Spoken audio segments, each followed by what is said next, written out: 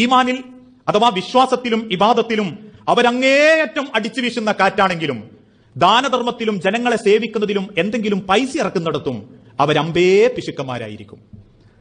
നമ്മളെ നാട്ടിലൊക്കെ ചില ആളുകളെ പറ്റി പറയാറില്ലേ, ആള് നല്ല ദീനിയാ, ഒരു 5 പൈസ കിട്ടുക എന്ന് പറഞ്ഞാൽ പടച്ചമ്പുരാനെ മേൽമെന്നൊരു ശരീരത്തിൽ നിന്ന് ഒരു കഷ്ണം അരിഞ്ഞു കൊടുക്കുന്ന മാതിരിയാ, കിട്ടൂല.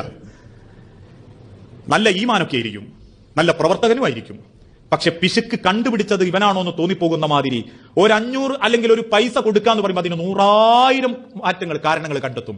അതും അള്ളാന്റെ മാർഗത്തിൽ യഥേഷ്ടം അല്ലാത്ത വിഷയത്തിൽ അവൻ ചെലവഴിക്കും.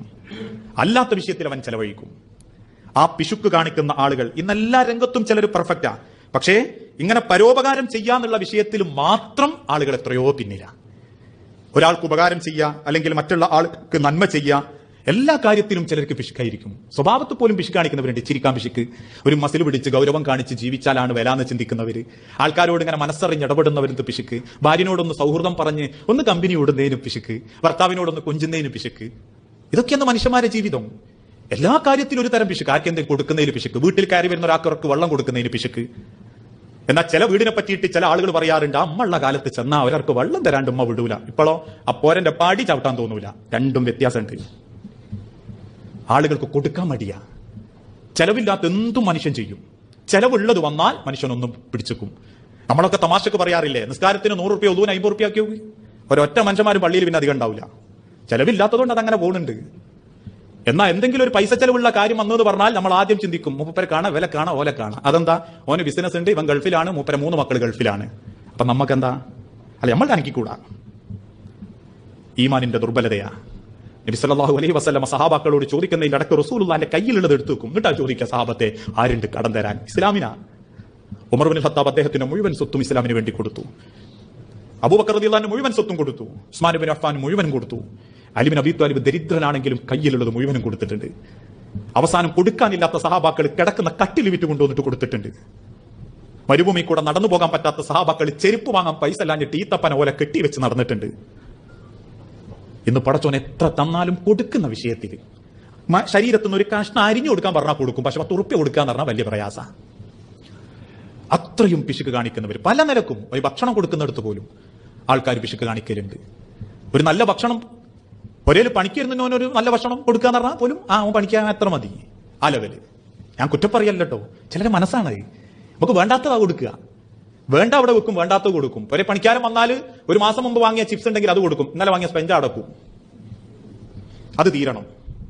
അയൽപ്പക്കാരന്റെ മക്കൾ 3 ദിവസം വിട്ടുകൂടെ നടന്നാലും നമ്മളെ ഫ്രിഡ്ജിലുള്ളത് നമ്മൾ അനക്കൂല. നമ്മളെ മക്കൾക്ക് വേണ്ടാന്ന് തോന്നുമ്പം അതിനി കളയണ്ടാന്ന് കരുതിയിട്ട് അയൽപ്പക്കത്തെ മക്കളോട് വയ്ക്കും, കുറച്ച് ഫുഡ് ഉണ്ട് അതിനും വേണ്ടിയിരുന്നോ. ആ മനസ്സാ മനുഷ്യൻ.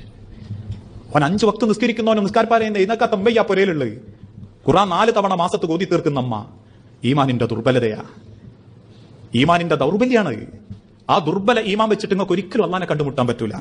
മഹാനായ റസൂലുള്ളാഹി സ്വല്ലല്ലാഹു അലൈഹി വസല്ലം വിശുദ്ധ ഖുർആനിലൂടെ പഠിപ്പിച്ചല്ലോ, വയംനഊനൽ മാഊൻ, പരോപകാരം തടയുന്ന മനുഷ്യരുണ്ടാകും. ഒരു ഗുണവും മറ്റുള്ളവർക്ക് ചെയ്യൂല, ഒരു ഗുണവും വേറൊരാൾക്ക് ചെയ്തു കൊടുക്കൂല. ചെയ്തു കൊടുക്കുന്നുണ്ടെങ്കിൽ അതിന്റെ പിന്നിൽ ഓൻ എന്തെങ്കിലും ലക്ഷ്യം കാണും, എന്തെങ്കിലും ഒരു ലക്ഷ്യം കാണും. ഇന്ന് നമ്മൾ പറയാറുണ്ട്, നാട്ടുകാരെ നിന്ന് പിടിച്ച സക്കാത്തിന്റെ ഫണ്ട് കൊടുക്കണമെങ്കിലും ഓന്റെ ഉള്ളിൽ വേറൊരു ലക്ഷ്യം ഉണ്ടാവും. പൊരപ്പണിക്ക് കിട്ടുന്നവനാണ് ഓന് സക്കാത്തിന്റെ ഫണ്ട് അനുവദിക്കും. നമ്മളെ പൊരപ്പണിക്ക് സഹായിക്കാത്തോളാണെങ്കിൽ ഒക്കെ സക്കാത്തിന്റെ ഫണ്ടൊന്നും ഉണ്ടാകില്ല. അങ്ങനെയാ സക്കാത്തിന്റെ ഫണ്ട് വരെ ആളുകൾ വിതരണം ചെയ്യുന്നത്. എല്ലാവരും അങ്ങനെയാണല്ലോ. ആ മനസ്സാ ചിലർക്ക്. നമുക്ക് ഗുണമുണ്ടെങ്കിൽ ഓന് സക്കാത്തുണ്ട്, ഓന് വരിസംഖ്യ ഉണ്ട്, അല്ലെങ്കിൽ ഓനിങ്ങനെ പെൻഷൻ ഉണ്ട്, മഹലിന്റെ വക എല്ലാം ഉണ്ട്. നമ്മൾ ആർക്കും കൊടുക്കും. നമ്മൾക്ക് വലിയ ഗുണമൊന്നുമില്ല, നമ്മളെ കാണുമ്പോൾ ചിരിക്കണില്ല, നമ്മളെ പുരക്ക് കല്യാണം ഉണ്ടായിട്ടോ സഹകരിച്ചില്ല, ഒരു മനുഷ്യനും പിന്നെ നമ്മൾ തിരിഞ്ഞു നോക്കൂല. വയംനഊനൽ മാഊൻ, ഒരു പരോപകാരം ആർക്കെങ്കിലും ചെയ്തിട്ടുണ്ടോ എന്ന് ചോദിച്ചാൽ പലർക്കും പറയാൻ വലിയ ഉത്തരങ്ങളൊന്നും ഉണ്ടാവില്ല. മഹാനായ റസൂലുള്ളാഹി സ്വല്ലല്ലാഹു അലൈഹി വസല്ലം ഒരിക്കൽ പറഞ്ഞു, ലാ യജ്തമിഉ അശ്ശുഹ് വൽ ഈമാനു, ലാ യജ്തമിഉ, ഒരിക്കലും ഒരുമിച്ച് കൂടുകയില്ല, അശ്ശുഹ് പിശുക്കും, വൽ ഈമാൻ ഈമാനും, ഈമാനും പിശുക്കും ഒരുമിച്ചിരിക്കുകയില്ല. ഫി ഖൽബി അബ്ദിൻ അബദാ, ഫി ഖൽബി അബ്ദിൻ, ഒരടിമയുടെ മനസ്സിൽ, അബദാ ഒരിക്കലും, ഒരടിമയുടെ മനസ്സിൽ ഒരിക്കലും ഒരുമിച്ച് ചേരാത്ത 2 കാര്യങ്ങളേ ഉള്ളൂ, ഒന്ന് ഈമാനും ഒന്ന് പിശുക്കും. അത് രണ്ടും ആ മനസ്സിലുണ്ടെങ്കിൽ ഉറപ്പിച്ചോളൂ, അതിൽ പിശുക്കിനായിരിക്കും സ്ഥാനം, ഈമാൻ ഉണ്ടാവില്ല. പിശുക്കുള്ള മനസ്സിൽ ഈമാൻ വരൂല, ഈമാനുള്ള മനസ്സിൽ പിശുക്കും വരൂല.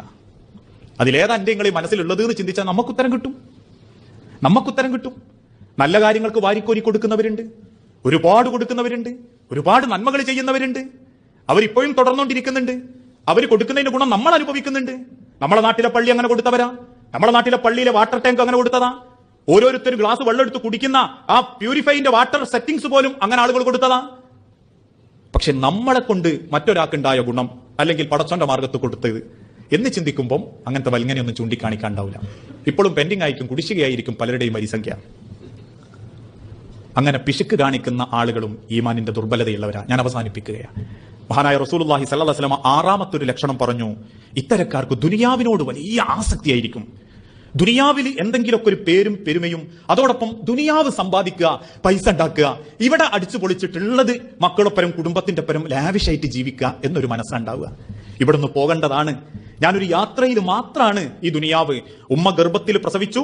പുറം ഞാൻ കണ്ടത് കോഴിക്കോട് മെഡിക്കൽ കോളേജിൽ നിന്ന്. ആ മെഡിക്കൽ കോളേജിൽ നിന്ന് ഞാൻ യാത്ര ചെയ്തുകൊണ്ടിരിക്കുകയാണ് നന്മണ്ട കാരക്കുന്നത്ത് ഖബർസ്ഥാനിന്റെ 6 അടി മണ്ണിന്റെ ഉള്ളിലേക്ക് എത്തുന്നത് വരെ 40 40 കഴിഞ്ഞവരെ ഇനിയൊരു 40 കിട്ടൂല, 50 കഴിഞ്ഞവരെ ഇനിയൊരു 50 കിട്ടൂല, 60 കഴിഞ്ഞവരെ 120 ഒരിക്കലും ആയിക്കൊള്ളണമെന്നില്ല. അത്ര അടുത്ത മരണം. ആ ആയുസിന്റെ ഇടയ്ക്ക് ദുനിയാവിൽ നമ്മൾ വെച്ചതൊക്കെ ഇവിടെ ഇട്ടേച്ചു പോകേണ്ടതാ. മരണം എന്നാൽ സർവ്വ ആസ്വാദനത്തിന്റെയും അവസാനമല്ല, സർവ്വ അവകാശത്തിന്റെയും അവസാനമാ. സർവ്വ അവകാശങ്ങളുടെയും അവസാനം. എന്റേതെന്ന് പറഞ്ഞിരുന്ന 60 സെന്റ് മരണത്തിന് ശേഷം എന്റേതല്ല, എന്റെ 4 മക്കൾക്കുള്ളതാ. എന്റേതെന്ന് പറയുന്ന എന്റെ വാഹനം എന്റെ മരണശേഷം എന്റെ ഏതെങ്കിലും ഒരു മകനെടുത്ത് ബാക്കി പൈസ മറ്റുള്ള മക്കൾക്ക് കൊടുക്കും. എന്റേതെന്ന് പറയുന്ന വള, മാല, കണ്ഠാഭരണം, ചെവിയിലുള്ളത്, അരയിൽ കെട്ടിയത്, കഴുത്തിലിട്ടത്, വിരളിൽ തിരികിയത് ഞാൻ മരിക്കാൻ കുളിപ്പിക്കാൻ എടുക്കുമ്പോഴേക്കും മക്കൾ ഊരിച്ചിട്ടുണ്ടാകും. അതൊന്നെങ്കിൽ ഇളയോക്ക് കൊടുക്കും, അല്ലെ മൂത്തോക്ക് കൊടുക്കും. ഈ ദുനിയാവിൽ ഒന്നും എന്റെ കൂടെ കൊണ്ടുവന്നില്ലേ? കാരണം ഞാനൊന്നും കൊണ്ടുവന്നിട്ടില്ല. ഞാനൊന്നും ഈ ദുനിയാവിലേക്ക് കൊണ്ടുവന്നിട്ടില്ല.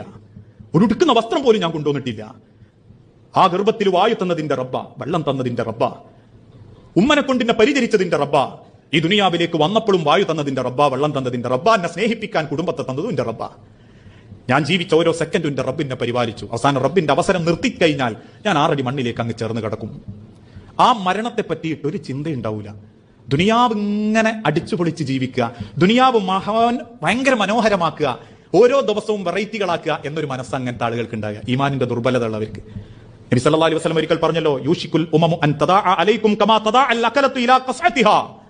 ആർത്തി പിടിച്ച കരങ്ങൾ ഭക്ഷണപാത്രത്തിലേക്ക് ആർത്തി കൊണ്ടുവരുന്നത് പോലെ മുസ്ലിം ഉമ്മത്തിന്റെ നേരെ ശത്രുക്കൾ ആർത്തി പിടിച്ചു വരും. സഹാബാക്കൾ ചോദിച്ചു, നബിയെ അന്ന് നമ്മൾ കുറവായിരിക്കുമോ? നമ്മൾ ന്യൂനപക്ഷം കുറഞ്ഞ ആളുകളായതുകൊണ്ടാണോ ശത്രുക്കൾ നമ്മളെ നേരെ ഇടിച്ചു കയറുന്നത്? നബി പറഞ്ഞു, അല്ല, ബൽ അൻതും കസീറ, അന്ന് നിങ്ങൾ കൂടുതലായിരിക്കും. അന്ന് രാജ്യങ്ങളുടെ അതിരുകൾ ഭേദിച്ച് ഇസ്ലാം വളർന്നുകൊണ്ടിരിക്കും. പക്ഷേ ഇസ്ലാമുകൾക്ക് എന്തുണ്ടാവില്ല? ഒരു ഇസ്സത്ത് ഉണ്ടാവില്ല. കാരണം അവർ ജീവിക്കുന്നത് ദുനിയാവിന് വേണ്ടിയായിരിക്കും. ദുനിയാവിലെ പവറിനും പത്രാസിനും. സഹാബാക്കൾ പറഞ്ഞു, റസൂലെ വിശദീകരിച്ചാലും, അള്ളാഹു ശത്രുക്കളുടെ മനസ്സുകളിൽ നിന്ന് ഭയം നീക്കിക്കളയും മുസ്ലിമീങ്ങളെ തൊട്ട്. എന്ത് ഭയം? അവരുടെ ഈമാനിന്റെ ഇസ്സത്തിനെ പറ്റിയുള്ള ഭയം ശത്രുക്കളുടെ മനസ്സിൽ നിന്ന് അള്ളാഹു നീക്കിക്കളയും. പകരം അള്ളാഹു അവിടെ നിറയ്ക്കുന്നത് ബലഹീനതയായിരിക്കും. സഹാബത്ത് ചോദിച്ചു, നബിയെ വമൽ വഹൻ, എന്താണ് ഈ ബലഹീനത എന്ന് പറഞ്ഞാൽ? അള്ളാഹ് അവരെ മനസ്സിൽ ബലഹീനത നിറയ്ക്കുന്നു പറഞ്ഞില്ലേ റസൂലെ?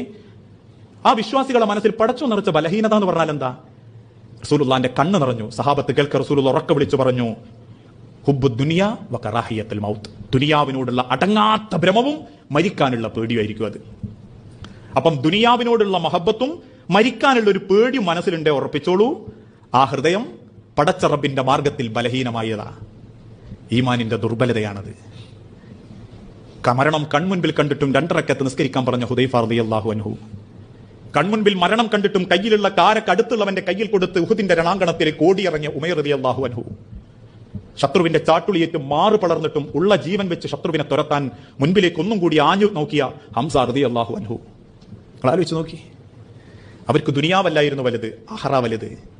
ചുട്ടുപയിപ്പിച്ച പരവതാനിയിൽ മലർത്തിക്കടത്തി പുറം ഒന്നടങ്കം പൊള്ളിച്ച ഹുബൈബ് റളിയല്ലാഹു അൻഹു വാർദ്ധക്യത്തിൽ കച്ചവടം തുടങ്ങിയപ്പോൾ വലിയ ലാഭം. ജനങ്ങളൊക്കെ പറഞ്ഞു, ഹുബൈബിന് ലോട്ടറി അടിച്ചു, ഭയങ്കര ലാഭം, കച്ചവടം എന്താ ഫേമസ്. ഹുബൈബ് റളിയല്ലാഹു അൻഹു മദീനത്തെ പള്ളിയിൽ വന്ന് കരയാൻ തുടങ്ങി. ഉമർ ഇബ്നുൽ ഖത്താബ് ചോദിച്ചു, ഹുബൈബ് എന്തിനാ കരയുന്നത്? ഉമറെ, കച്ചവടം വലിയ ലാഭത്തിലാ, ഓരോ ദിവസവും എനിക്ക് ലാഭം കൂടുക, എന്റെ കച്ചവടത്തെ സ്ഥാപനത്തെ പറ്റി ജനങ്ങൾക്ക് നല്ല അഭിപ്രായം. ഉമർ തന്നെ ചോദിച്ചു, സന്തോഷിക്കണ്ടേ ഹുബൈബ്? ഹുബൈബ് റളിയല്ലാഹു അൻഹു തിരിച്ചു ചോദിച്ചു, റസൂലേ, ഉമറെ, അള്ളാഹ് സ്വർഗത്തിൽ തരാൻ ഉദ്ദേശിച്ചത് ദുനിയാവിൽ അനുഗ്രഹമായി തന്നു തീർക്കാണോ എന്ന് എനിക്കൊരു പേടി. പടച്ചോൻ എനിക്ക് സ്വർഗത്ത് തരാൻ വിചാരിച്ചത് ദുനിയാവിൽ തന്നു തീർക്കാണോ എന്ന് എനിക്കൊരു പേടി. എനിക്ക് വേണ്ട ഉമർ, എനിക്ക് ദുനിയാവിൽ വേണ്ട ഉമർ, എനിക്ക് ആഖിറത്തിൽ മതി. അത് ഈമാൻ. ഇന്ന് കിട്ടുന്നത് മതിയാകാതെ ആർത്തി പിടിച്ച് തൊട്ടപ്പുറത്തുള്ളവന്റെ എങ്ങനെ പൂട്ടിക്കാന്നുള്ള വെപ്രാളത്തിലൂടെ ദുനിയാവ് മോഹികള്. ഓന്റെ അന്നം മുട്ടിച്ചിട്ട് എനിക്ക് പൈസ ഉണ്ടാക്കണം, ഓനെ പറ്റിച്ച് കൊന്നിട്ടാണെങ്കിലും എന്റെ വരുമാനം കൂട്ടണം. ഹുബ്ബു ദുനിയാ വകറാഹിയത്തുൽ മൗത്ത്, മരിച്ചു പോകേണ്ടതാ, ഇതൊന്നും കൊണ്ടുപോകില്ല എന്നൊക്കെ അറിയാം. പക്ഷേ വകറാഹിയത്തുൽ മൗത്ത്, ആ ചിന്തയെ അവന്റെ മനസ്സിൽ വരുന്നില്ല. കാരണം അത്രക്ക് ദുനിയാവ് അവനെ മോഹിപ്പിക്കുന്നുണ്ട്.